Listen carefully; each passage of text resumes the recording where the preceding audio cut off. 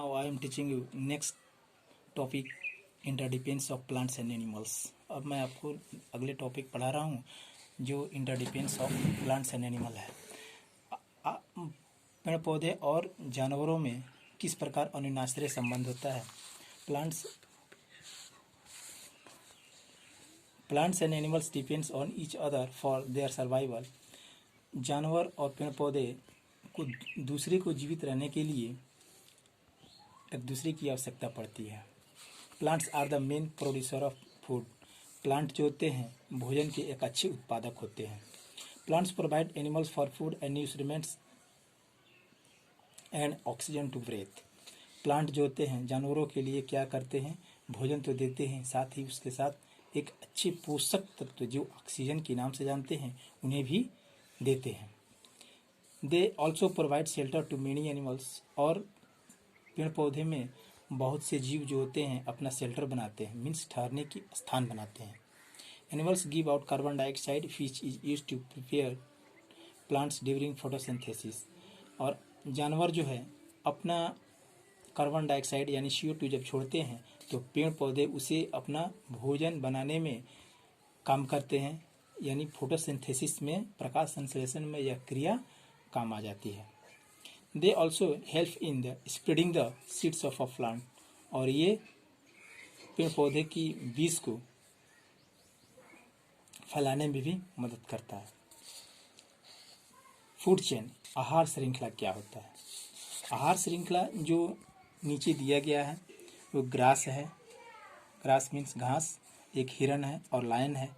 ये घास को हिरन खाती है और हिरन को ये लायन खाता है, शेर खाता है। तो ये क्या है, तीनों एक दूसरे पर निर्भर है। यह प्रक्रिया क्या कहलाती है, आहार श्रृंखला कहलाती है। जैसे कि देखिए, a food chain shows how a living things gets its food. आहार श्रृंखला में क्या होता है कि ये लिविंग थिंग जीवित प्राणी हो वो किस प्रकार अपना भोजन को ग्रहण करते हैं। ए food chain begins with A green plant. और आहार श्रृंखला एक पौधा द्वारा प्रारंभ होता है। Given above the simple food chain existing in nature, grass is the main producer.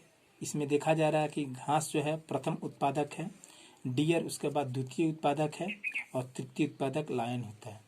It is the green plants which prepare food with the help of sunlight. ये भोजन घास जो होता है वो सूर्य की प्रकाश की उपस्थिति में अपना भोजन तैयार करता है। उसके बाद it turn to eaten by a deer it's grass.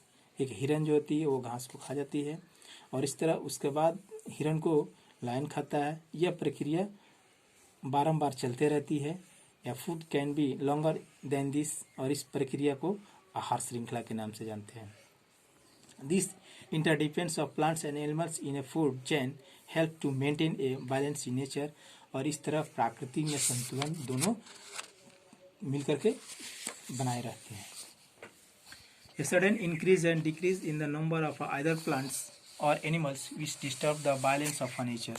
अचानक इंक्रीज करना या डिक्रीज करना, या तो जानवर हो या पेड़ पौधे हो, ये दोनों डिक्रीज भी करेंगे यानी बढ़ेंगे और घटेंगे, फिर भी ये हमारे प्राकृतिक के लिए नुकसानदेह होगा।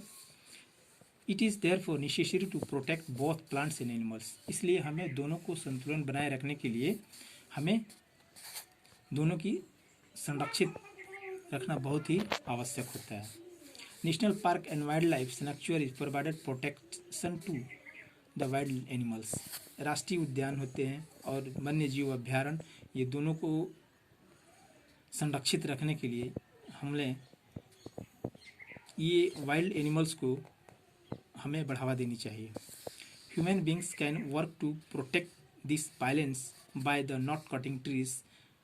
ह्यूमन बींग मानव जाति जो है वो बिना वृक्ष को काटे हुए और इसके प्राकृतिक में संतुलन को बरकरार रखने के लिए उन्हें ज़्यादा से ज़्यादा नए वृक्ष लगाना चाहिए, यानी वृक्षारोपण करना चाहिए। और उन्हें उनकी काटने से रोकथाम करनी चाहिए, जो हमारे पर्यावरण को दूषित होने से बचाएं और यह हमारे प्रकृति को संतुलन रखे। इस तरह प्रक्रिया को मेंटेन करके रखना चाहिए। Thank you. जय हिंद।